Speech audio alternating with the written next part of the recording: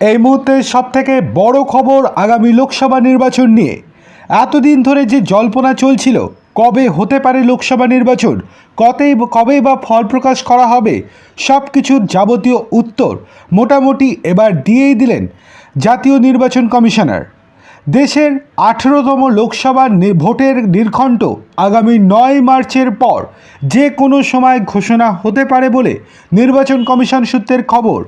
মুখ্য নির্বাচন কমিশনার রাজীব কুমার বলেন, 2024 সালের লোকসভা ভোট করানোর জন্য আমরা সম্পূর্ণরূপে প্রস্তুত।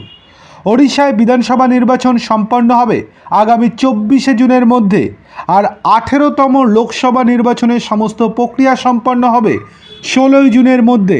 উল্লেখ্য, 16ই জুন শেষ হচ্ছে চলতি লোকসভার মেয়াদ, অর্থাৎ 16ই জুনের মধ্যেই ফল প্রকাশ হয়ে যাবে আগামী লোকসভা নির্বাচনে, এবং এপ্রিল মাসে যে কোনো সময় লোকসভা নির্বাচন হতে পারে এমনটাই আজকে পরিষ্কারভাবে আভাস দিয়েছেন জাতীয় নির্বাচন কমিশনার রাজীব কুমার।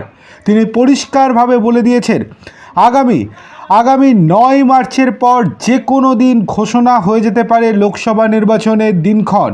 সেক্ষেত্রে এপ্রিল মাসকেই সাধারণভাবে মাথায় রাখছে নির্বাচন কমিশনার।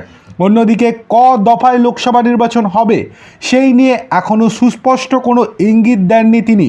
সাংবাদিকদেরকে কেবল বলেছেন এপ্রিল মাসেই হচ্ছে লোকসভা নির্বাচন এবং 16ই জুনের মধ্যে লোকসভা নির্বাচনের ফলাফল ঘোষণা করা হবে।